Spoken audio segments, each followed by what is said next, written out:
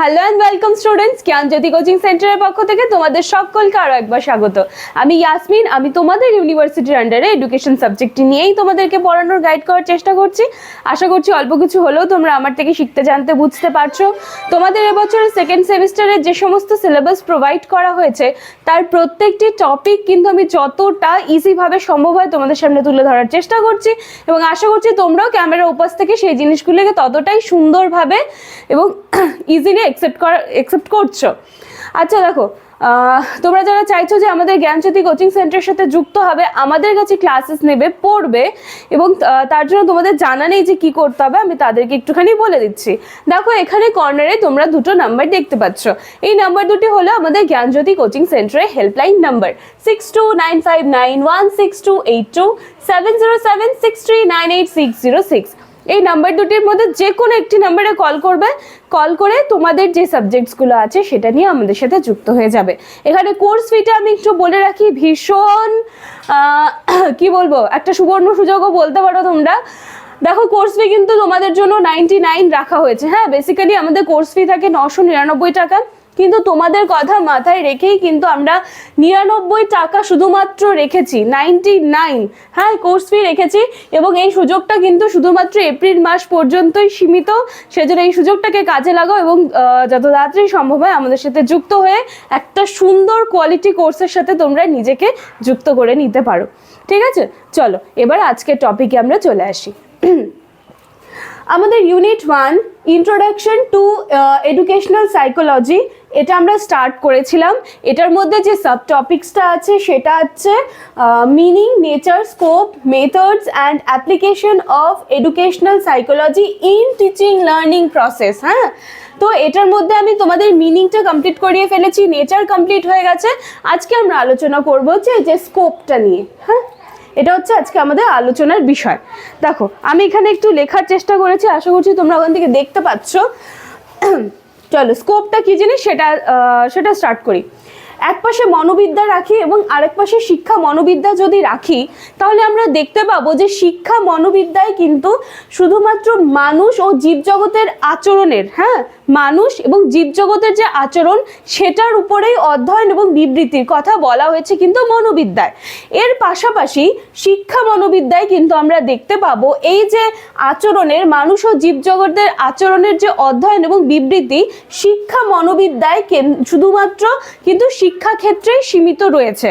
এইখানে যেমন মনোবিদ্যায় আমরা দেখব যে মানুষ ও জীবজগতে মানে মানুষের যে সমস্ত মানে মানুষ এবং জীবজগতের সমস্ত যে আচরণ সেটার অধ্যয়ন বিবৃতি কিন্তু আমরা শুধুমাত্র মনোবিদ্যায় পাচ্ছি। হ্যাঁ, কিন্তু শিক্ষা মনোবিদ্যায় আমরা সেই আচরণের অধ্যয়ন বিবৃতি পাচ্ছি, কিন্তু সেটা কিন্তু ওভারঅল না, সেটা শুধুমাত্র কিসের মধ্যে সীমিত থাকছে, সেটা শুধুমাত্র কিন্তু শিক্ষা ক্ষেত্রের মধ্যেই সীমিত থাকছে।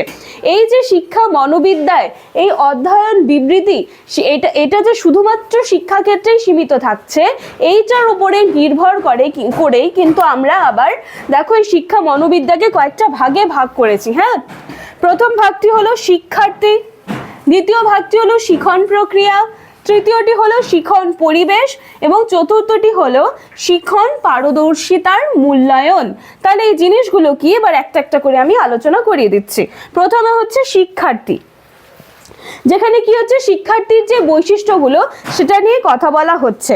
শিক্ষার্থীর বিভিন্ন বৈশিষ্ট্য আলোচনা করা হচ্ছে, বিভিন্ন বৈশিষ্ট্যের মধ্যে চলে আসবে হচ্ছে শিক্ষার্থীর বিকাশগত বৈশিষ্ট্য, ব্যক্তিগত বৈষম্য, সৃজনশীলতা, মনোযোগ, আগ্রহ, এই সমস্ত কিছু নিয়ে কিন্তু কোথায় বলা হয়েছে, এই যে প্রথম যেই ভাগটা আছে শিক্ষার্থী, সেখানে কিন্তু কথা বলা হয়েছে। কারণ এখানে বলাই হয়েছে যে পয়েন্টার নামই শিক্ষার্থী। হ্যাঁ, পয়েন্টার নামই শিক্ষার্থী, তার মানে তার মধ্যে যে ব্যাপারগুলো থাকবে সবটাই কিন্তু শিক্ষার্থীকে কেন্দ্র করেই থাকবে। তার যে বৈশিষ্ট্যগুলো, তার মনোযোগ, তার আগ্রহ, বৈষম্যমূলক বৈশিষ্ট্য, শুধুমাত্র শিক্ষার্থীকে ঘিরেই কিন্তু এই প্রথমের পয়েন্টটা। হ্যাঁ, পরবর্তীতে আছে শিখন প্রক্রিয়া। শিখন প্রক্রিয়ার মধ্যে কোন জিনিসগুলো আসবে?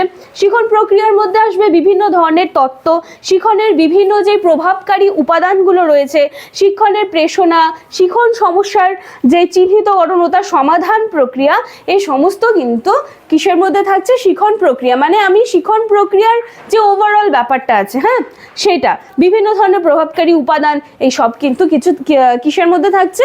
দ্বিতীয় নম্বরে থাকছে শিখন প্রক্রিয়া। দেখো 3 নম্বরে কি আছে? শিখন পরিবেশ। শিখন পরিবেশটা কি জিনিস? শিখন পরিবেশ হচ্ছে এখানে শিখন পরিবেশের যে বিভিন্ন দিকগুলি আছে সেগুলোই কিন্তু এখানে আলোচনা করা হয়েছে। মানে শিক্ষক শিক্ষার্থীর মধ্যে সম্পর্ক, মিথস্ক্রিয়া, যোগাযোগের প্রকৃতি, শ্রেণীকক্ষের গতি প্রকৃতি, দলগত আচরণ, এই সব কিছু কিন্তু কোথায় আলোচনা করা হয়েছে? শিখন পরিবেশে। 3 নম্বর শিখন পরিবেশে আলোচনা করা হয়েছে।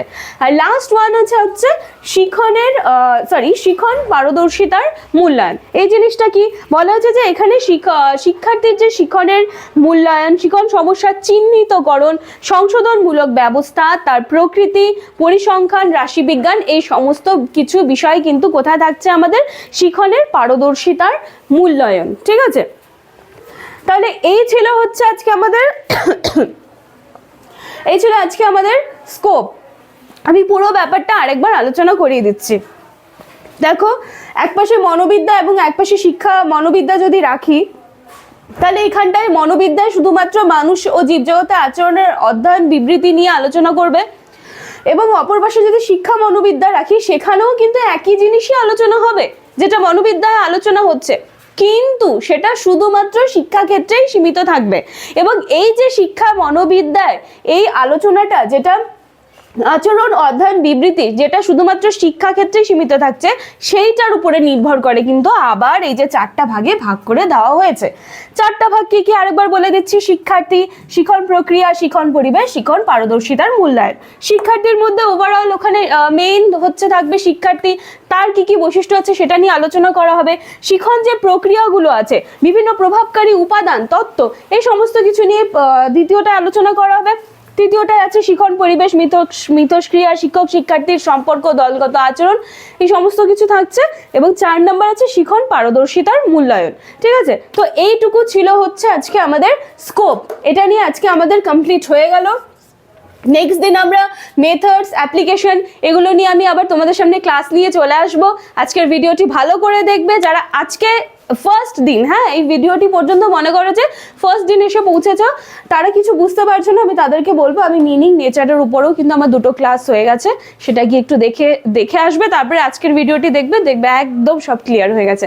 ঠিক আছে, চলো আজকের ভিডিও এইটুকুই থাকছে। ভালো লাগে লাইক, কমেন্ট, শেয়ার, সাবস্ক্রাইবের আশা রাখলাম। এবং তো এত সুন্দর একটা কোর্স ফি রাখা হয়েছে, সেখানে এত ভালো একটা তোমরা ক্লাস পাচ্ছ, তাহলে সুন্দর সুযোগটাকে কাজে লাগাতে হবে। সেখানে যত তাড়াতাড়ি সম্ভব হয়, এই যে আমাদের 2টো হেল্পলাইন নাম্বার দেওয়া আছে, সেই নাম্বারে যোগাযোগ করো এবং আমাদের সাথে যুক্ত হয়ে যাও। আজকের ক্লাস এইটুকুই থাকছে। নেক্সট দিন দেখা হচ্ছে আবার পরের টপিক নিয়ে। চলো, থ্যাংক ইউ।